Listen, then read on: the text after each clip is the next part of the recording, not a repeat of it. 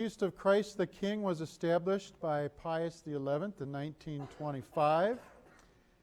And he was thinking that a lot of people are drifting away from heavenly thoughts to earthly thoughts.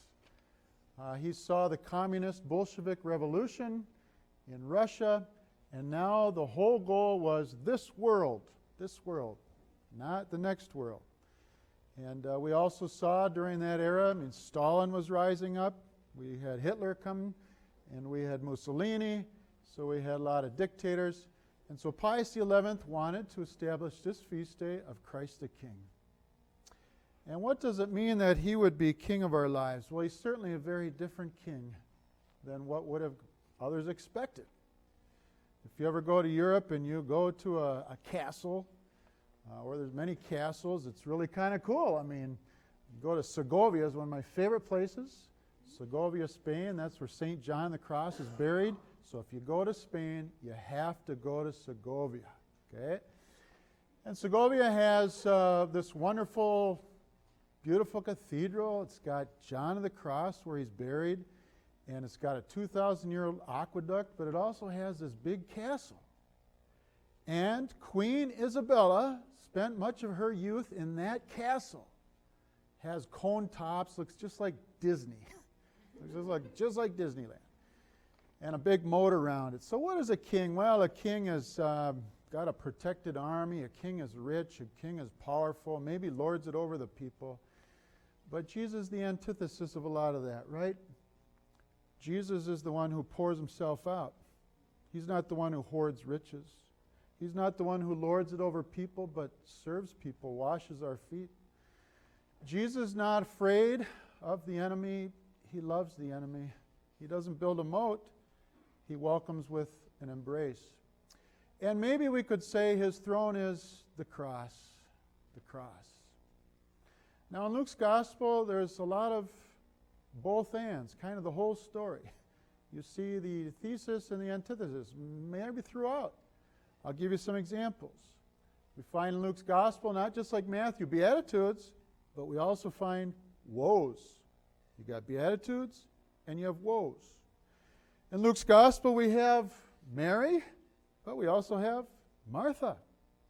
In Luke's gospel, we have a good Samaritan and a self-righteous Jew. In Luke's gospel, we have a good thief and a bad thief. Now, what's the name of the good thief? Some of you Catholic studies people here, you probably know. Didacus is a good guess. It starts with a D. Dismas. Dismas is a good thief, yes. So someday when you get married and have a child, you can name your child Dismas, right? Do not. You're like, yeah, I don't think so. Probably want to avoid the name Gomer. That's the bad thief. All right, the name Gomer. But anyway, Jesus wants to be the Lord of our life, and in a world that sees many wars. How many wars have we seen since Pope Pius XI? World War II, Korea, Vietnam, Iraq, Syria, lots of wars. The world will not have peace until Jesus Christ reigns in hearts. Jesus Christ has to reign in the world if we're going to have peace. Otherwise, we're left to vile passions. The passions of anger, the passion of wrath, the passion of lust, the passion of bitterness. Only one person can erase the passions, and that's the grace of God through Jesus Christ. And so it's imperative, it's like urgent that we ask Jesus to be the king of our hearts in the world. Otherwise, we'll only see more wars. How does Jesus become our king? Well, one insight, Jesus wants to be our king from the inside out. And there's one beautiful thing about the conversation today's Gospel of Luke. Saint Dismas, he's called a saint. He's on a cross. And he sees something others don't. All of the guards, all of the Pharisees, all looking on, jeering at Jesus, mocking him. Hey, you're the Christ, you're the Messiah. Save yourself and us. Save the world. But Dismas saw by faith remember me when you shall come into your kingdom.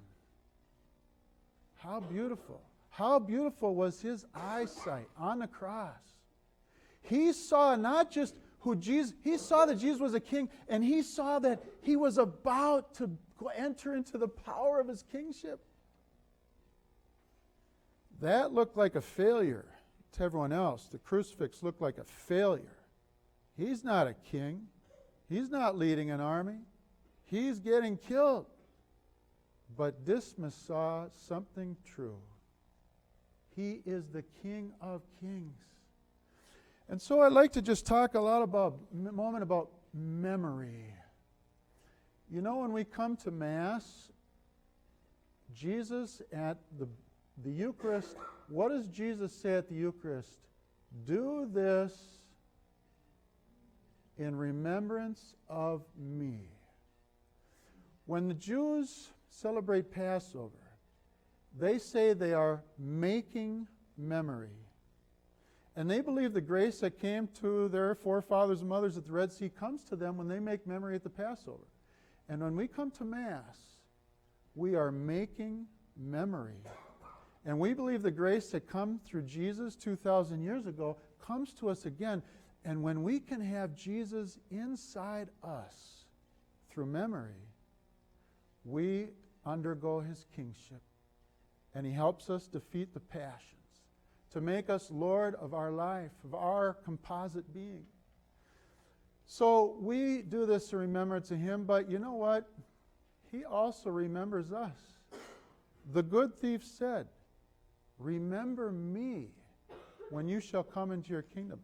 If you ever go to a Byzantine church, a Byzantine Catholic church, this is what they pray before they receive the Eucharist. They don't pray like we do, Lord, I'm unworthy to come into your house, but only say the word and my soul shall be healed. That's a beautiful prayer. That's right out of Scripture. But this is what the Byzantine Catholic prays. May I not give you a kiss as did Judas, but like the good thief, I pray, remember me, O Lord, when you shall come into your kingdom.